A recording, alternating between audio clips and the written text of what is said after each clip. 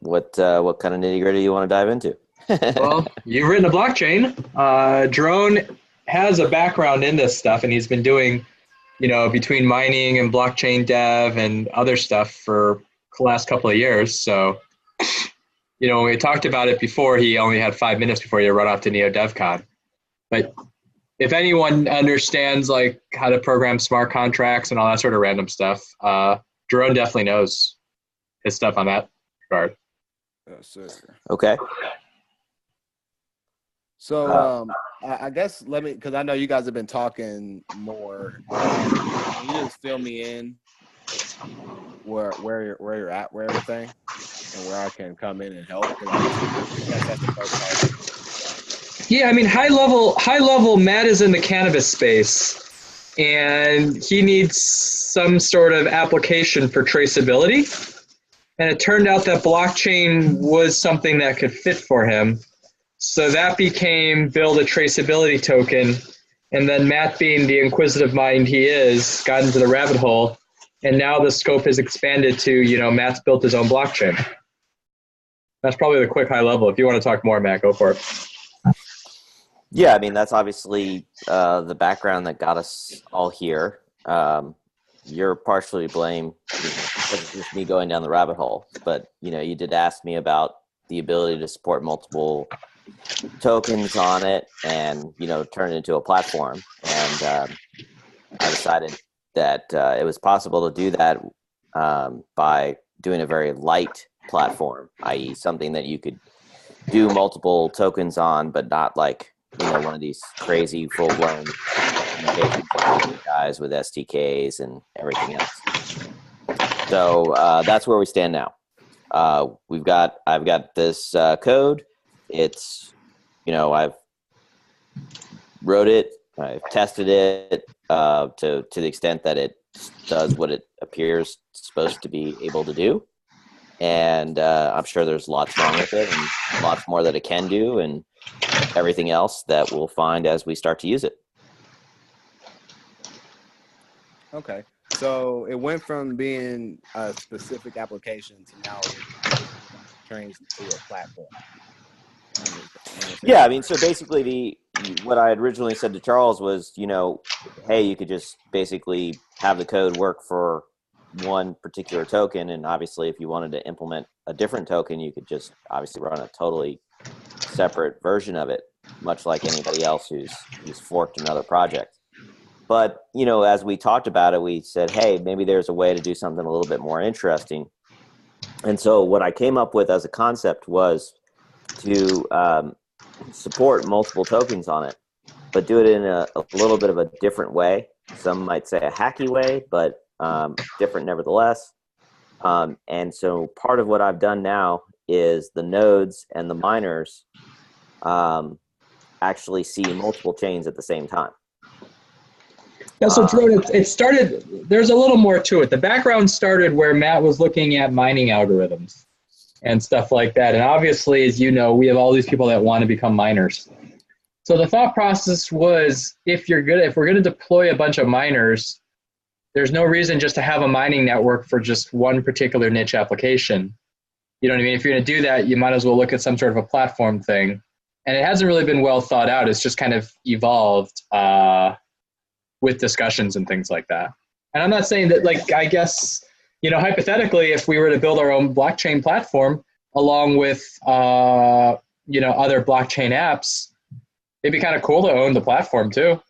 Oh, that's kind of, yeah. So it's not like this has been, incredibly thought out strategically. It's just been like one thing's led to another type of a thing. Okay. Yeah.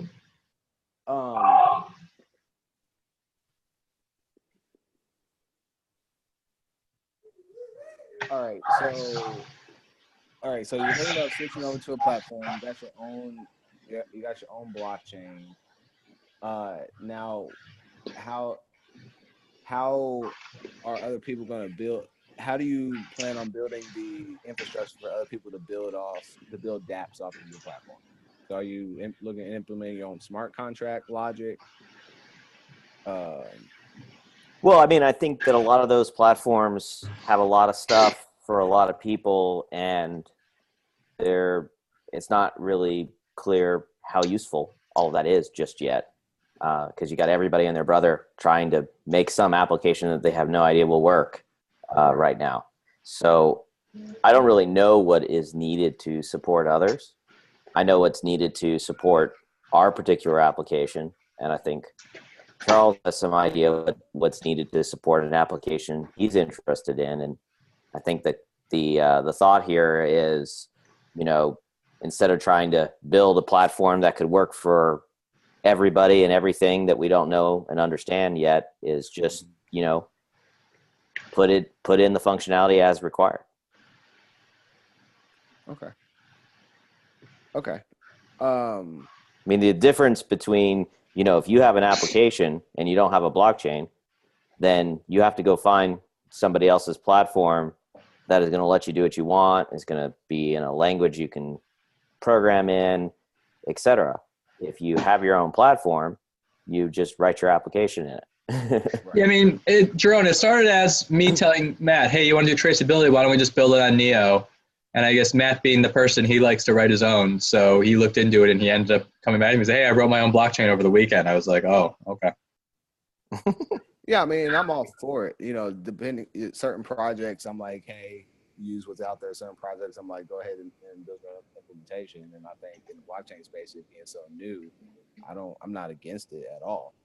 I guess I'm still kind of confused on the flow of this conversation and what specifically we're trying to build upon and talk about.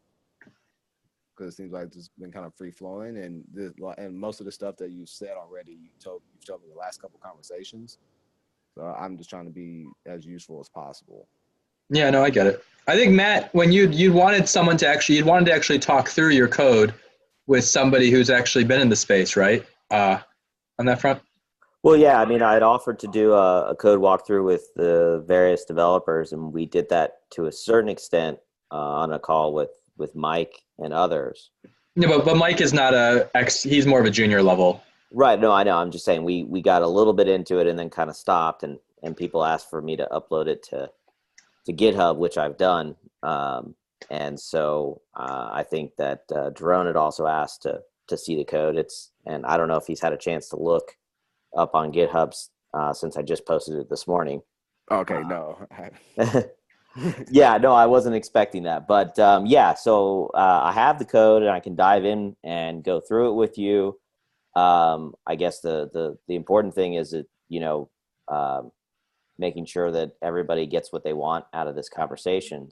And, if you guys want to spend hours going over code, happy to do it. If you guys want to look at something specific or talk in detail about certain things, whatever you want to do, I can go high level. We can dip down on any particular point. I can do whatever you want, really. Okay, let's talk about your mining and reward system. Okay. All right. Give me the top down. All right. So we basically were, again, the concept all sort of started from the same concepts as Bitcoin. So we're running a proof of work consensus algorithm, which means that you need people to do mining. How are they doing the mining? They're hashing the blocks just like everybody else. The hashing algorithm that I've picked is SHA-512/256. I picked that because there's no hardware out there to do that right now. So it's like resetting the clock on the ecosystem, i.e. everybody has to start out with CPU miners and kind of work their way up from there. Also, it's a little bit faster on 64-bit processors than SHA-256 was. Regardless, that's what I picked.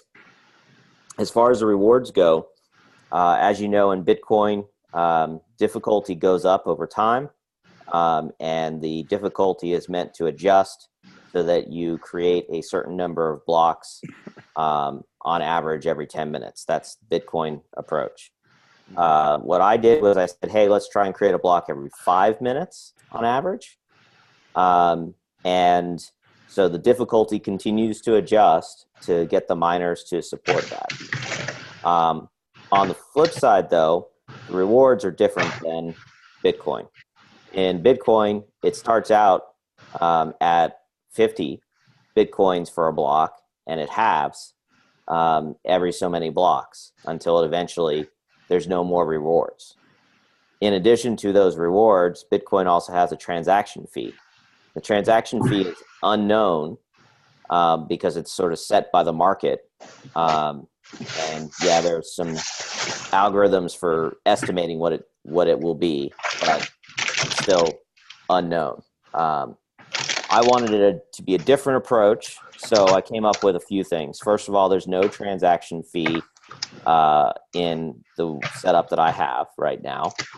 And the rewards start out small and rise based upon the log of the participant. Hey, Charles, can you mute yourself? Sorry. So basically, when there's 10 or less participants, a reward per block is 1. As the participants go up, the rewards go up as well. But obviously, they go up very slowly compared to the participants. So, for example, 1 million participants would be a reward of 6 per block.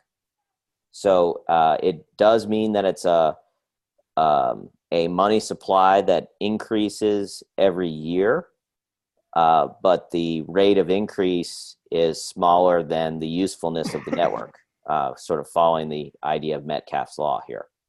So that's basically how that's set up. Okay. And what is so the people who are so the people who are doing the data aggregation on the let's just stick with the cannabis space, right? So you got the people who are doing the data allocation, and that's going to be being put on the blockchain. I'm correct in that, right? When you say data aggregation allocation, what do you mean by that? So when you're growing your weed, it's checking like the height and the strains and all that, all the stuff that's going to be in traceability. There's going to be different traceability providers. It could be someone who has cultivation data. It could be a lab that has chemical data. It could be a genetics testing lab. Let's stick with cultivation. That's the space I know the best. So so you got somebody, they got a hydroponic setup. They have a grow space that's 1,100 square feet, and they're growing one strain. Let's just say they're growing Blue Dream or whatever. So I'm assuming they're having hardware to calculate like the height of each plant, the amount of lumens that each plant is getting. I don't know, the resin count, trichome count. I don't know. Whatever that's related to cultivation. I'm assuming there has to be a hardware component where they're doing and getting the data aggregation, right? And that data is being put on the blockchain. They're not going to be doing it manually. Am I correct in that assumption? Well, I mean, in theory, somebody can do whatever they want since there's no limit as to what kind of traceability data is provided. It's only a question of what someone wants to pay for. And so the retailer, the dispensary, is interested in certain cultivation data because it will help sell the product to the consumers. So that's the kind of stuff that they would pay for. They're already required by law to have certain traceability information, such as chemical content, things of that nature. So those labs will already sort of be built into the system. But like for example, if you wanted a genetic test on the strain to verify that it is really the strain you say it is, that would be an example of a cultivation provider. Now, if you want to get into the actual environmental data, you would need hardware, something like sensors that recorded temperatures, humidity, CO2 levels, potentially micromoles of PAR, etc. Okay, cool. So the people who are actually putting the data on the blockchain, are they getting rewarded? Yeah, so basically a traceability provider sells information to the cultivator for a token. Okay, so they're rewarded. Okay, gotcha. So they're rewarded on the back end for actually selling that data. Well, more like the front end. Cannabis has come through a harvest. At this point in time, there's certain data available about it prior to it being sold. The owner of that facility, the cultivator in this case, can pay a provider in token to get that data added to the chain.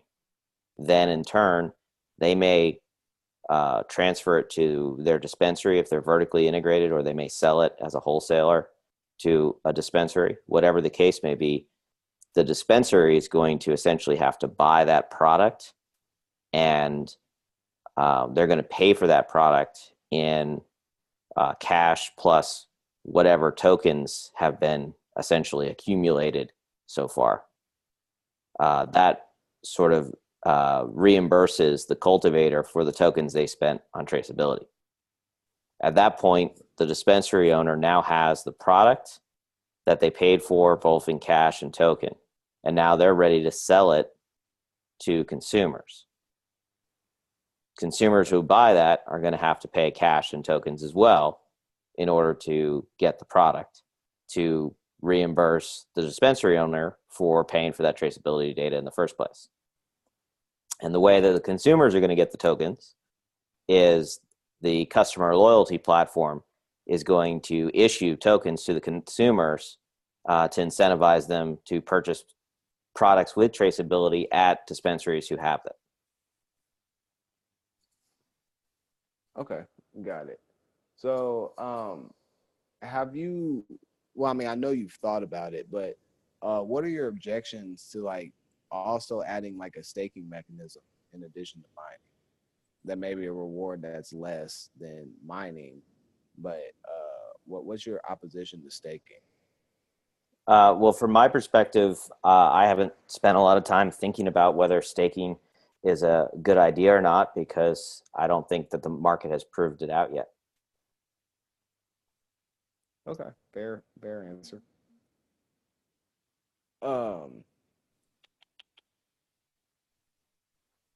Did you say that each block can have an unlimited amount of data in the block? Correct. Correct. Okay. And you were the one who were talking about doing the API calls, correct? That's right. So I haven't written it yet, but what I've considered right now is that there'd be no transaction fee to simply exchange a token from one address to another. That would be free. But if you wanted to actually execute some sort of script, i.e. like a smart contract, that would actually cost a transaction fee to do. And so what I'm envisioning is that there's two types of transactions you can do, or contracts or scripts, if you will. One is an on-chain, where basically the smart contract code is included in the chain and executed on the chain. And then the other type will be a remote call, where you essentially register the endpoint and the data, and all that's recorded is proof that it was executed. Okay. And then I'm assuming, it's like some RPC call, and then you have like the JSON with like the transaction ID or hash or whatever, and the information about that transaction that would be posted to the URL. Yeah, basically the way I see it is that inside the block will be information about the endpoint, the data that goes to it, plus essentially a hash return that you can only generate that hash from the input data if you know the secret key that's on the remote side. And so after execution, it basically records whether or not the hash matched or not. Just a simple Boolean yes or no kind of thing.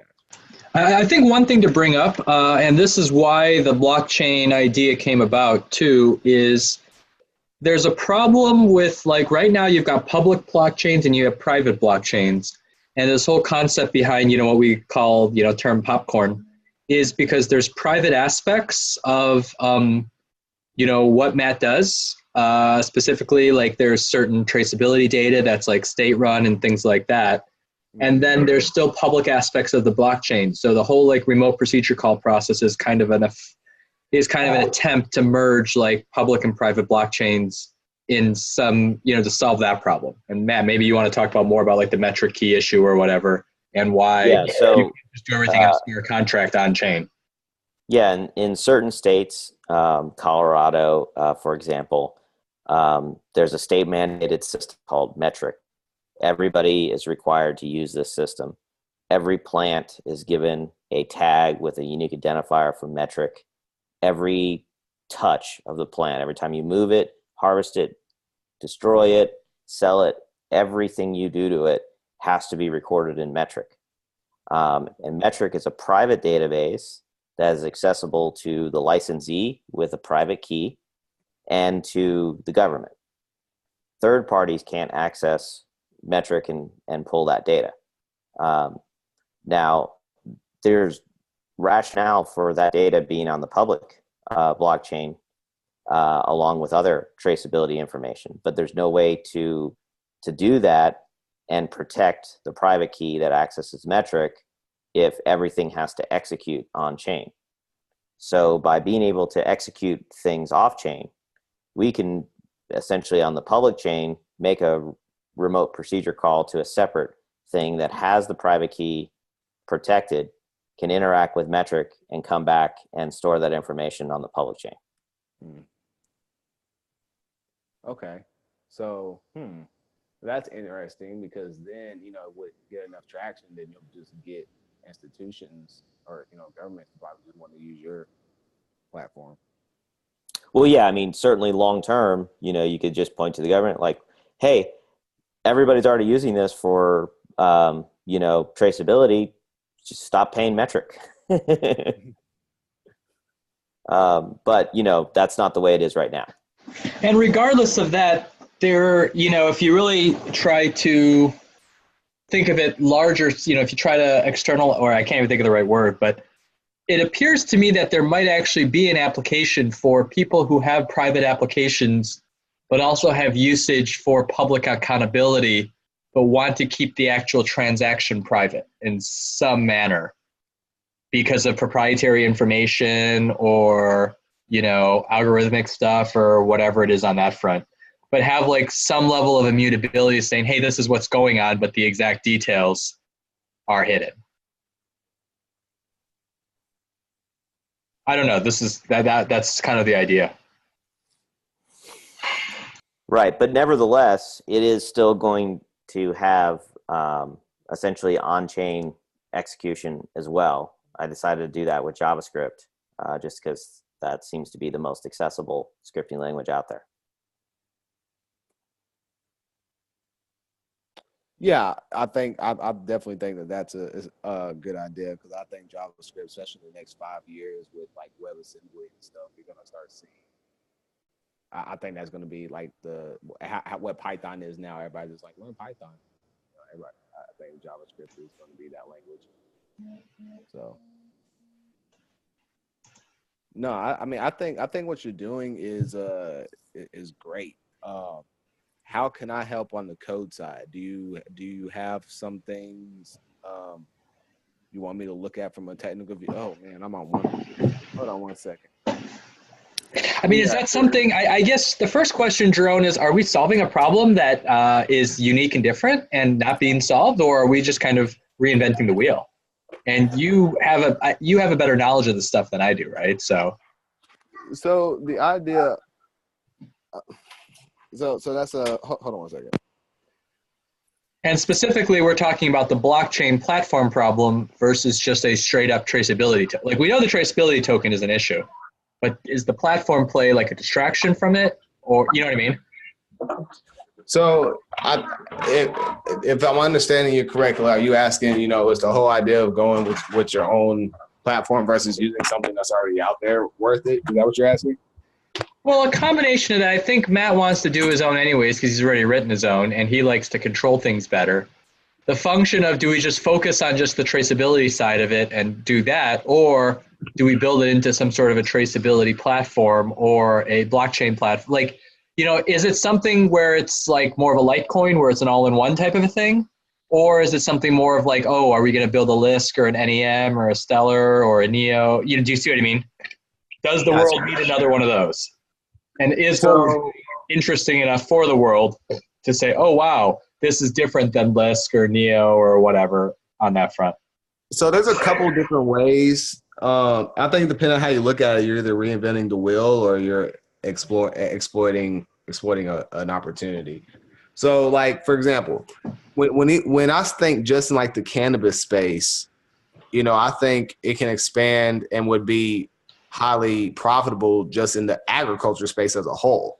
Like I know it could be used. I know the idea can be used in other stuff like cattle or I don't know, even stuff like the fish market, yada yada. But I think cannabis. You can look at any manufactured process from Right. pharmaceuticals to agriculture to even metalworking or anything on that side. Yeah.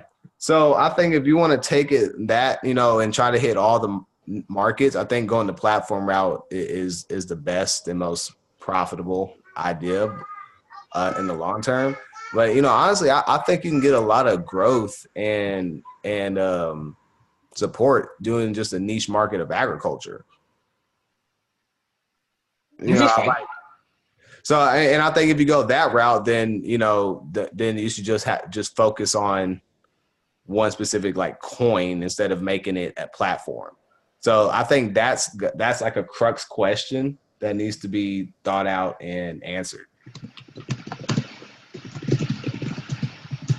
Whether you're going to just do a niche market approach or just make it a global approach. And that's going to determine how the best. And the thought could be to start with the niche market and then go global after the niche is built, right? Yeah, I mean that's how I would do it personally. That's how I would do it. If I was Matt and I'd had this idea, I would just be focusing on cannabis first, and then from cannabis go to agriculture as a whole, and then from there, go later down the line go global with it. That's how I would personally do it. Just because he's already Matt, you're already in the industry, you already know the people. Once you have it up and running, you're gonna hit the ground running.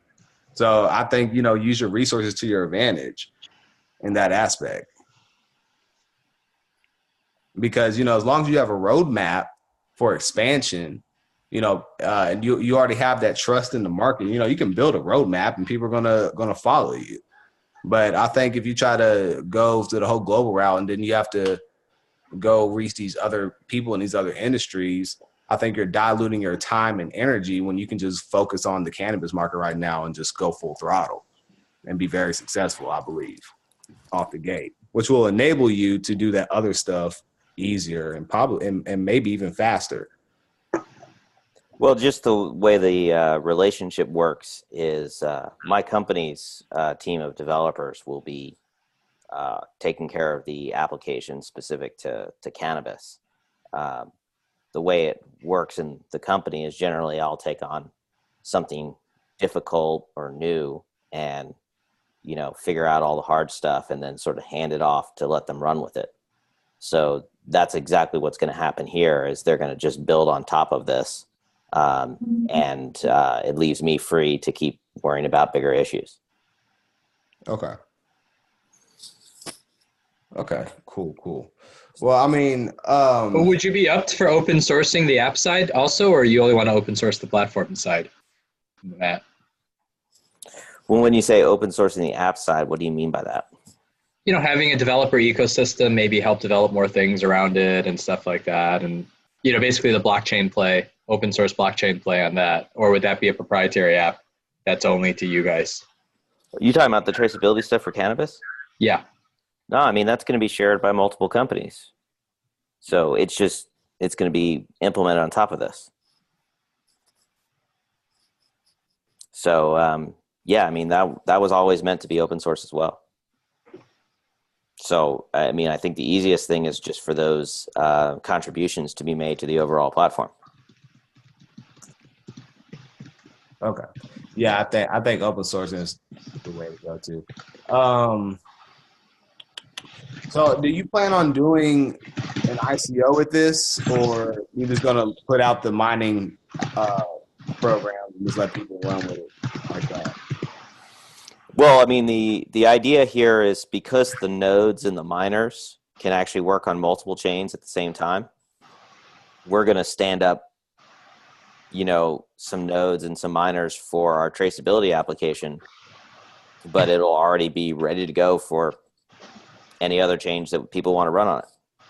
Yeah, one thing to mention, Jyrone, I forgot to mention is with Matt's existing vegetable business and cannabis business, he has a lot of controller boards, which are essentially kind of Raspberry Pi equivalents that just sit there and basically do nothing all the time.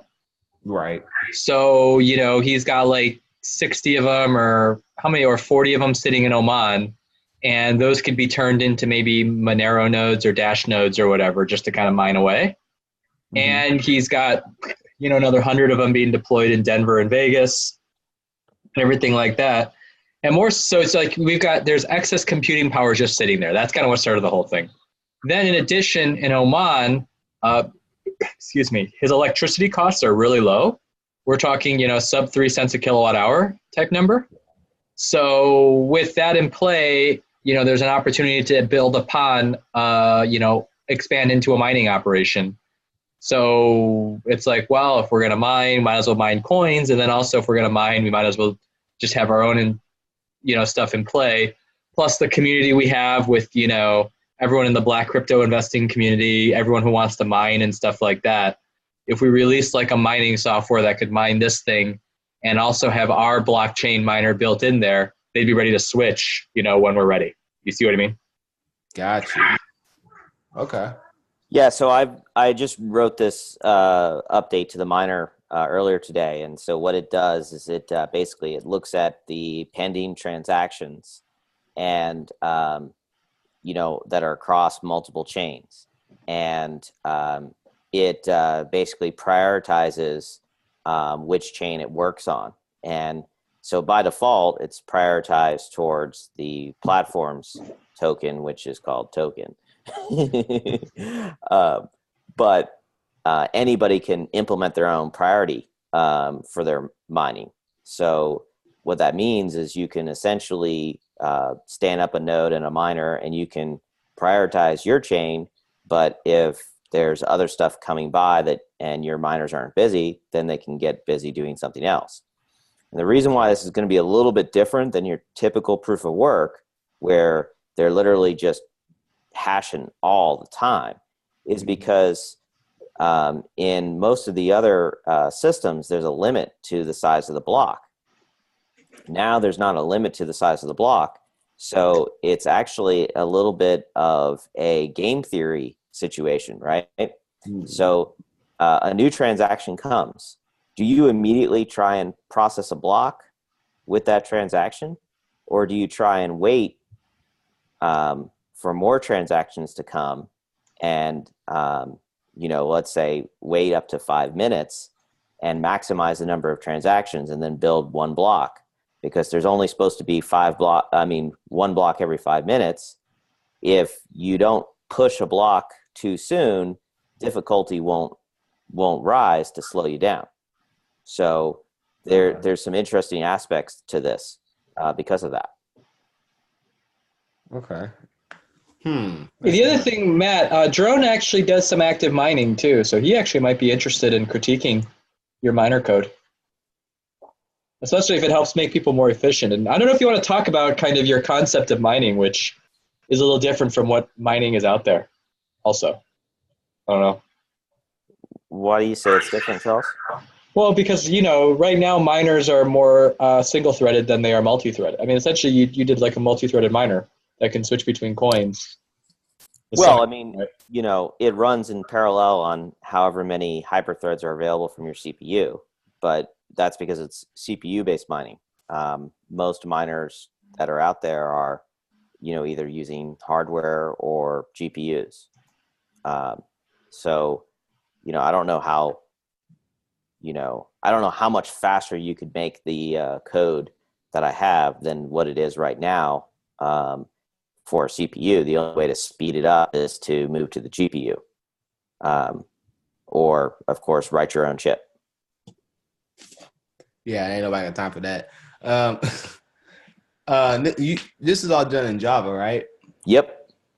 I Okay. think that's one of the big things too, because when looking around, a lot of these platforms aren't really accessible to most businesses and developers. Java is sort of the enterprise platform, and the only thing that's existed for Java before now is the Hyperledger stuff that is very complicated and a big amount of infrastructure to deploy. I mean, there is Bitcoin J, which is like the Bitcoin implementation in Java, but it's not actually a full implementation, and it only works with Bitcoin. So this is really, the first real kind of platform in Java to work with. Yeah, but what about what about performance issues in like Java in the Java VM? What about it? I mean, I it's mean, so I guess what I'm saying is like if you build a platform and people can write, their stuff and especially if you do the web services route, right? And people can write their own web services. It doesn't really matter what language they choose. So if they want to do Java, then do Java. But for the actual protocol, I guess like, but besides the business aspect, which I get, is there what other reasons did you like not choose like C++, for example? well, I mean, C++ is just a pain in the ass to write networking code in. I mean, Yeah, I did some concurrency in IPC, IPC with C++, and it was a pain in the ass. So yeah, yeah, I mean, I'm just saying, I mean, it's really hard to write, really robust, high performant C++ networking code. And when you start looking at this, there's actually a lot of more networking implementation work than there is in the blockchain work.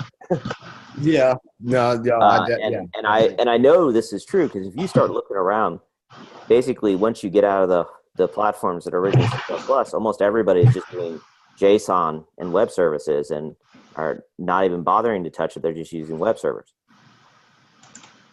Sure. So mine doesn't do that right now. It's just sockets and threads. It's not, full blown non-blocking high performance yet. But what I'm looking at is actually switching the underlying network over to Netty, which runs non-blocking IO. And when that happens, then the performance is going to go up dramatically on the network side. Gotcha. And the other thing is, right now I'm using the built-in Java serialization to turn all the objects into the byte streams going across the sockets. That's using a sledgehammer. It's definitely not the most efficient. So Google's got this thing called protocol buffers. I don't know if you've seen it, but they've spent a lot of time and wrote a really good implementation of a serialization library that's cross-platform. And so it takes any particular programming platform, Java, Go, C#, whatever, and turns these objects into byte representations that are compact and efficient. So I'm probably going to switch over to that for the serialization. And then that would mean that if somebody wanted to write a node in a different language than Java, that would be supported. Okay. Cool. So how is the scalability? Have you like tested it with the simulations?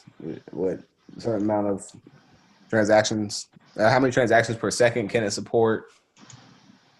Well, I mean, I haven't really, stress tested. I turned on the cheapest, slowest node at AWS, and my laptop, which is a Mac, and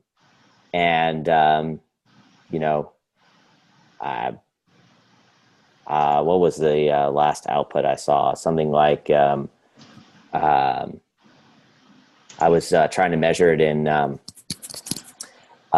mega transactions per second. So I guess about 500,000 transactions per second we're running. Okay. Um, but, again, that's sort of cheating, right? Because, how many transactions per second would you like? Because, I can put 1 million transactions inside of one block and and then have a block served in a second. Okay. I mean, so I'm not particularly worried about that. I mean, you probably don't know much background about me, but I a long time ago wrote big time scalable platforms back in the heyday of the 90s. Okay, cool. All right. So Well, that's scalability is just not it's not something I worked on yet, but it's also not something that'd be hard to fix. Gotcha. Okay.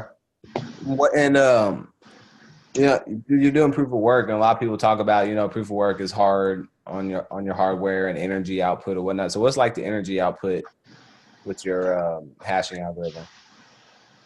Well, like I said, it's going to be about the same as SHA-256.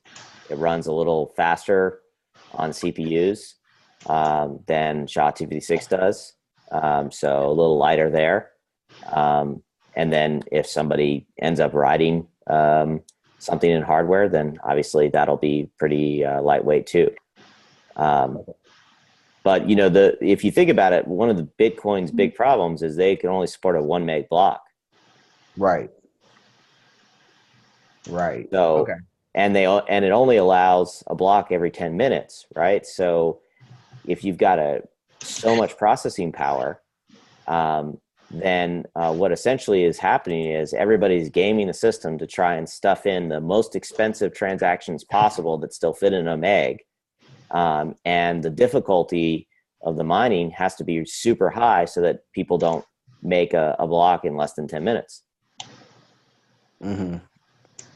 Right. So, this solves a lot of those things. I mean, I know that one of the concerns that they had originally and why they put in that 1 meg block limit was they were worried somebody would take down the network with a really big block. Right. But the blockchain is 160 gigs. If you got a node that can handle a blockchain of 160 gigs, what are you worried about one block being big? Well, I mean, yes and no, because all it would take, right, is a coordinated attack of people sending like multiple blocks with gigabytes and gigabytes. You can still slow it down. All right. Well, yeah, but I mean, right now, if you just add another node to the network, you just put the burden of someone sending you 160 gigs on the network, right? Right. Okay, so all I have to do is stand up thousands of machines and ask to join the network. Same difference. Okay. Can you talk about your consensus a little bit and how you do that? Well, it's the proof of work approach. So basically, we look at the aggregate work that was done on each of the blocks to determine which chain has the most aggregate work, and that's the winner. Okay, cool. So, it's the SHA-512 CPU approach. Who are the people that you're looking at? I guess targeting first. Do you have people in mind that you're going to be like, hey, you want to set up a mining operation, or are you just letting it out to the world? Well, kind of the thinking here all along is that Charles has got stuff going on, and I was going to do this regardless. I've got all the resources to stand this up, but to the extent that can interact with Charles's group and resources and everybody benefit from it, that's great. Yeah. Okay. So I'm really. Do you have a wallet? Are you using a wallet, or is this all just like CLI? Well, I made a wallet, and it is CLI. One of the cool things I did on the wallet too was the one wallet works for all the chains on the platform. Okay, that's awesome. Yeah. Did you push that up to GitHub as well? Yeah, it's up there. All right, cool. Yeah. Yeah, so that's one of the things to do is to, maybe write some documentation, write some GUI code, maybe some web interfaces, stuff like that, make it a little bit more accessible. Yeah. I mean, I would be glad to help out. What I'll do in this next week is I know you say you pushed up the code this morning, so I'll take a look at the code. And I'll probably have more technical questions. I'll definitely have more technical questions next time we speak. But yeah, I mean, I would love to help out. I mean, like I said, I think it's a great, solid idea. I think your biggest, I guess, your biggest problem that you're going to have is, I guess, really just initial implementation. I think no matter which way you go, it's going to be successful. But on a high level overview. Now, of course, I need to look at the code because code matters. But I like where you're going with it. I like your thinking, especially with the web services thing. I'm interested. I'm not completely convinced on the unlimited block size. I really need to see how that would work out. But I mean, in theory, I think it's very interesting. And yeah, I mean, I don't necessarily claim to know all, and I just looked at it and I'm trying to think to myself, okay, well, what are the problems with the block size getting really large?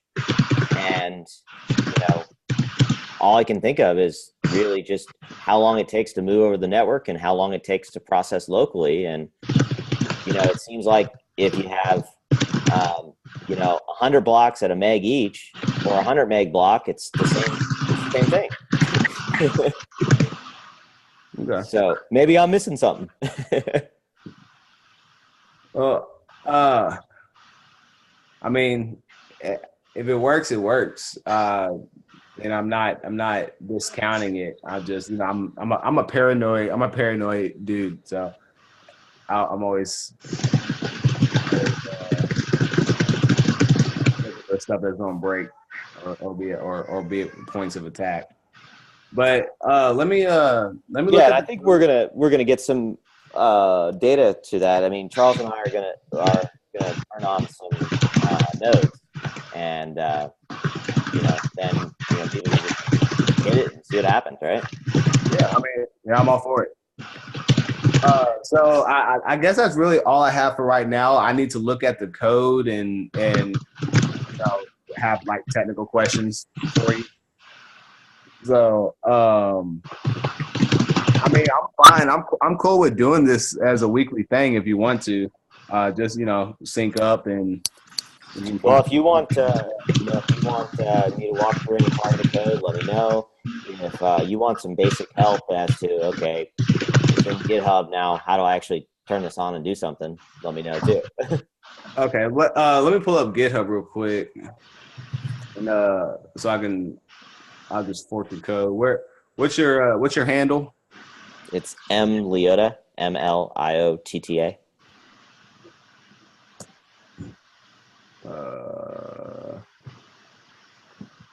Users.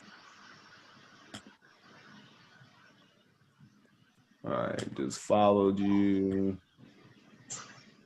And token. All right, cool. All right, cool. I'm forking it right now. Oh, I think. Okay, we already have a fork. Okay, I didn't see that. All right, cool. I'm looking at it. All right, give me a few days to look it over, and me and you are already friends on Facebook, I believe. So I'll just hit you up directly. Okay. All right, cool. Sweet. So this is actually something that's interesting and not like that was the question I had because I don't have your experience, Jyrone, in the nuts and bolts of things. Mm-hmm. So this is actually kind of fascinating and worthwhile as a platform. I'm not saying it's done, but it's interesting enough that you are semi-intrigued by it. Yeah, no, definitely. I'm definitely intrigued by it. I mean, hands down, I think it's a great idea. I think it's thinking outside the box. Like, I get tired of seeing just like renditions of the same thing in this thing. So, and then the other benefit it have, if it's actually good for doing something, we've got our community that we can build up around it. And if it's actually a good product and a good offer, you know what I mean? There's those first mover's advantage too that we can launch through the community, which is a strong community. Absolutely. And any time we can get first mover's advantage, then, we should definitely hop on it. So, yeah, I'm going to definitely I'm taking a look at this code, and I'm going to run it and see what's good.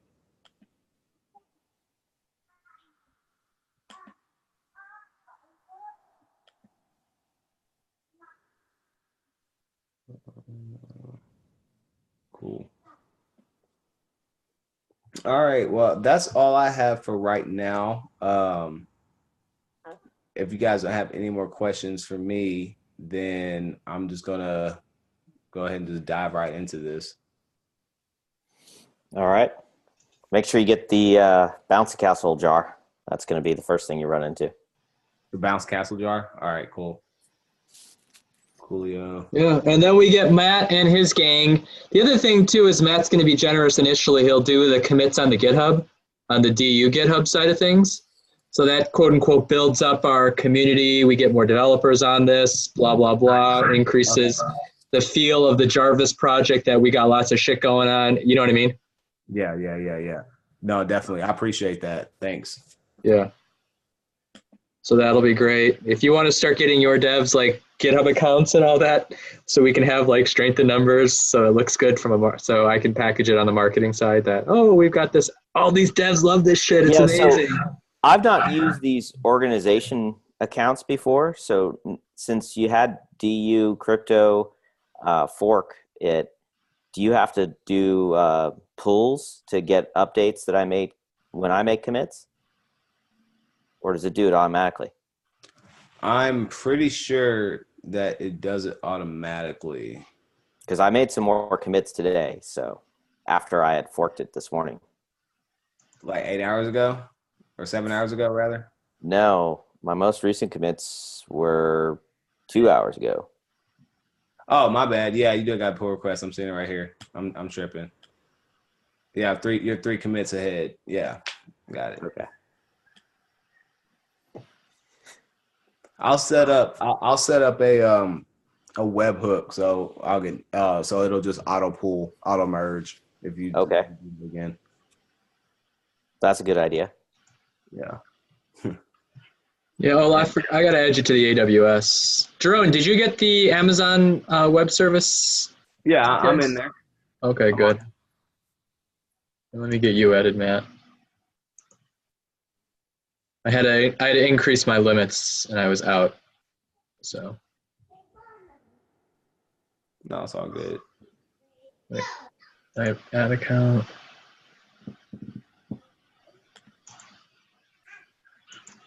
It's Liotta at R337, right, Matt? Yeah. Cool. I just merged the latest. Okay. Okay. Sweet, I got you added, Matt.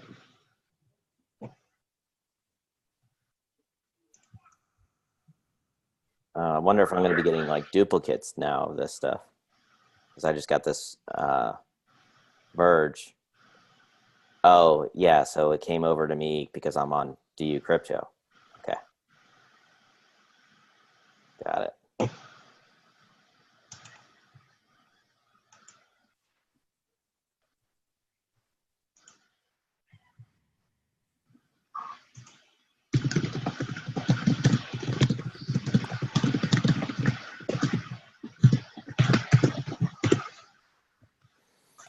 Cool. Alrighty. Well, this was kind of fun. Yeah, it was fun. So, Charles, did you want to turn on a node on one of the AWS accounts? Yeah, tell me what server to build, and I'll get one built. I mean, for now, I just make the free tier one. Okay. Whatever the cheapest free tier one is. Okay. But if you want, I can walk you through how to turn it up. Maybe we should turn that even into a document. Yeah, let's do that. I can't do it now because I got to prep for something else, but we can do that later tonight or this week tomorrow or something. Are you around tomorrow morning? Yeah. Okay. Yeah, let's do it tomorrow. Okay. Sweet. All right, guys. All right. Just hit me up with a time for next